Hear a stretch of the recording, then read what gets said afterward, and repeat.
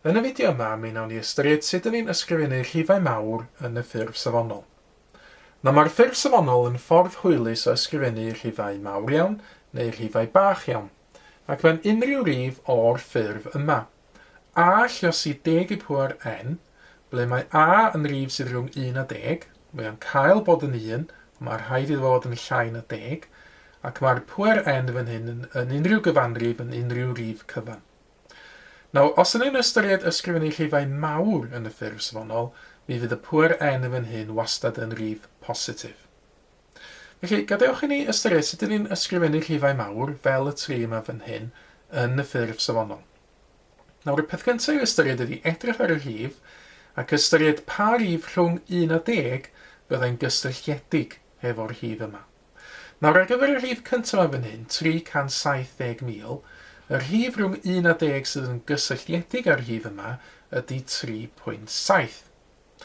Ac yn awr, ar ôl ni ystyried na 3.7 ydy y rhif a'n fan hyn, mae rhaid ni nawr ystyried sawl gwaith mae'n ei filiosi 3.7 efo 10 mwyn cyrraedd y rhif yma. Nawr, sy'n ni'n gallu gwneud hyn ar y ochr sy'n isio, sy'n ni'n gallu cychwyn hefo 3.7 ac wedyn lluosi fo efo 10 nifer o weithiau a cyrraedd 370,000.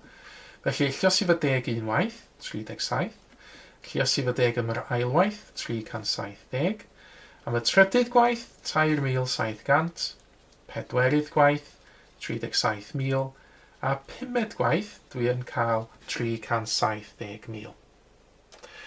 Felly, o gychwyn efo 3.7, mae rhaid fi liosi fo 10, 1, 2, 3, 4, 5 o weithiau i gyrraedd 370,000.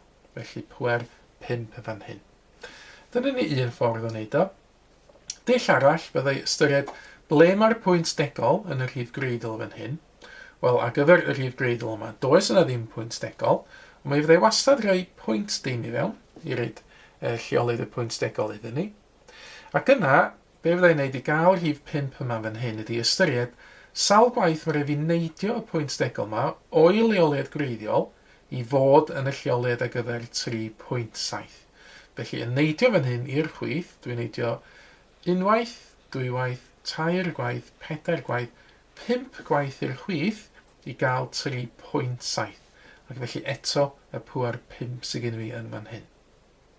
Na i ddefnyddio y dull yma nawr i ysgrifennu y ddau rhif nesaf fan hyn yn y ffurf safonol. Nawr, ar gyfer y rhif cyntaf yma fan hyn, y rhif rhwng 1 a 10 sydd yn gysylltiedig â'r rhif yma ydy 4.18. Nawr, sawl gwaith sy'n refiliosi hwn hefo 10 efo mwyn cael yr rhif yma.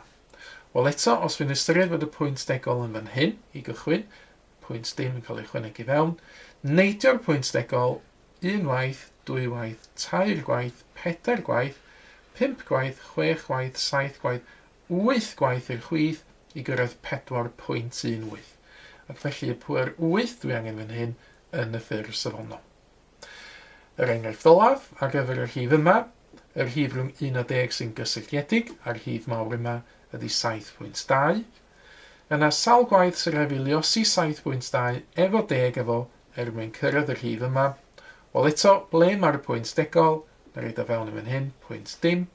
Neidio'r pwynt degol yma i'r chwith, unwaith, dwywaith, 3 gwaith, 4 gwaith, 5 gwaith, 6 gwaith, 7 gwaith, 8 gwaith, 9 gwaith i'r chwith i gyrraedd 7.2, ac felly y pŵer dwi angen yn fan hyn ydy 9. Rhowch chi gynnig arni hyn nawr. Dyma ni ychydig o rifau mawr ydych chi. Newidiwch ein i fod yn y ffurf safonol.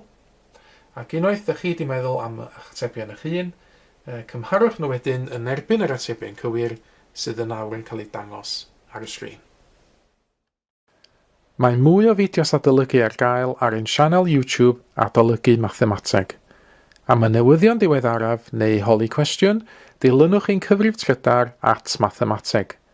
Neu ewch i'n gwefan www.mathemateg.com am fwy o adnoddau adolygu.